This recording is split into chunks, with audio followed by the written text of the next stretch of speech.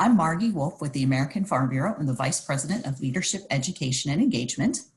And I'm David Townsend. I'm a project coordinator with Young Farmers and Ranchers Programming with American Farm Bureau. And we are here to talk to you today about a tool that might be able to help you be more effective and efficient, whether you are working with a county farm bureau or whether you are involved with a committee. Sure, yeah. So Margee, how will people know if this is a useful tool for them to use? Well, I have a few questions for you. So we're on the honor system here. So think about these questions as they relate to your county farm bureau or your committee. So number one, do you have a hard time preparing an annual budget? Is it hard to explain to somebody what your county farm bureau or committee does? Is it a challenge to give a potential volunteer some ideas of how they could be engaged in a new project? Do you spend time at each board meeting or each committee meeting kind of rehashing what you want to do for the rest of the year? Do you tend to focus on the urgent items at the expense of long-term planning of important items? Do major events ever sneak up on you?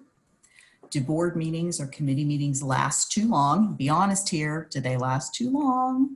And do you do the same activities every year just because you've always done them without really evaluating them? So if you answered yes to any of those questions, this is a tool that can help you be more effective and be less, make it easier for you to accomplish good things for your organization. Yeah, so I definitely answered yes to a good majority of those. So tell me a little bit more about the tool.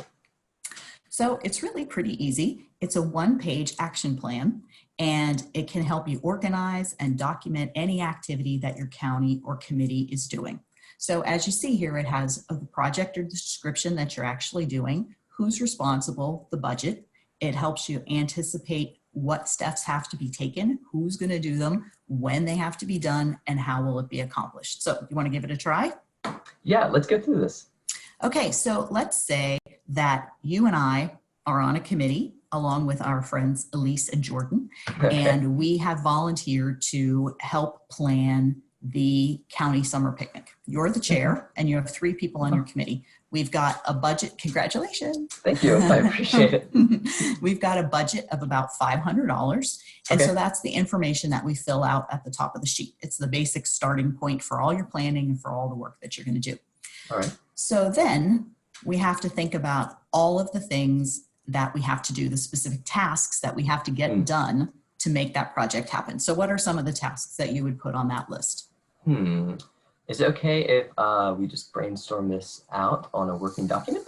Absolutely. I'm going to definitely need some help, but I can get us kicked off with a couple of ideas.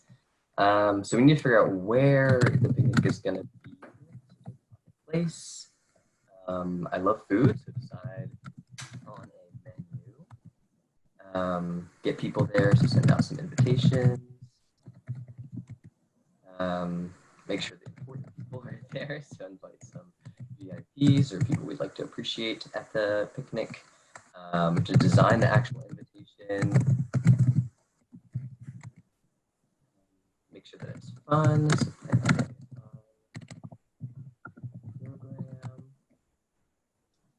People love prizes. That could be a fun activity to do. So maybe get some items that can be door prizes. And then I'm definitely not the best cook, so let's choose a caterer. I'm all for the caterer. So that's a great start. And you see, that wasn't particularly painful to come up with that list. And one thing that's really important is to not get stressed out about coming up with a list in order. Just grab a piece of paper, type it in the screen if you're working online, and just get the list together. And then the next step, once you have everything captured, is to think about what's the order of things. So that's when you start filling out that left-hand column and you start saying who wants to do, what are the specific tasks that have to be done, who's going to do them, and by what time, and how are you going to do it. So in our example, choosing the place is probably one of the first things that we have to do, because we can't do invitations unless we've done that. We can't contract the caterer unless we've done that. So finding a place is probably one of the first things that we're going to do.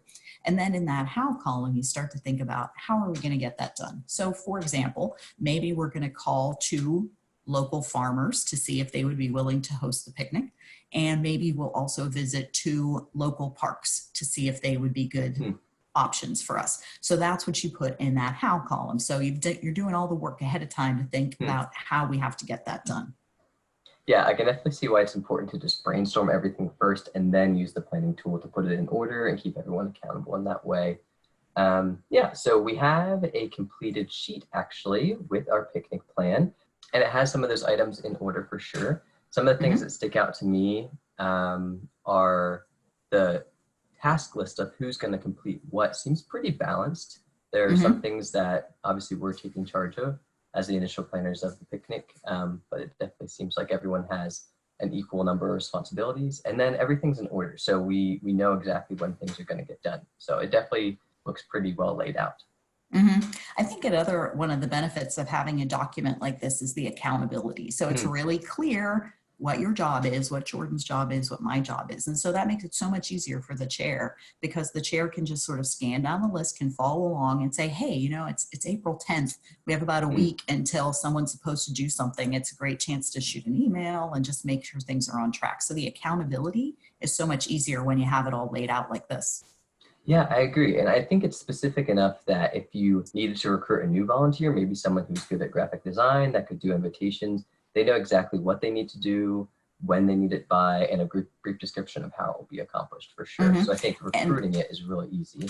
Yeah, and building on that, imagine how much easier it would be to recruit a new chairperson next year if you had a document like this to give them. And it's not just by doing this and handing it to a new volunteer, doesn't mean it's etched in stone and they can't make any changes, but they don't have to start from scratch every year to figure out how to approach it. Yeah, I agree.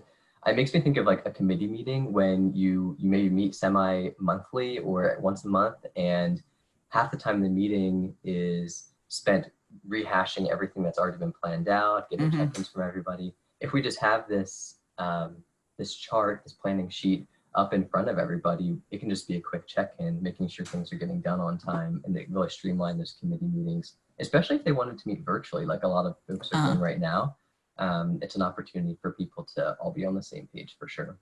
Yeah, so I think you've started to see some of the benefits of this approach, and there are plenty more, but hopefully we've given you enough to inspire you to give it a try. So again, we do have 2 resources for you, the blank one and a completed one to look at.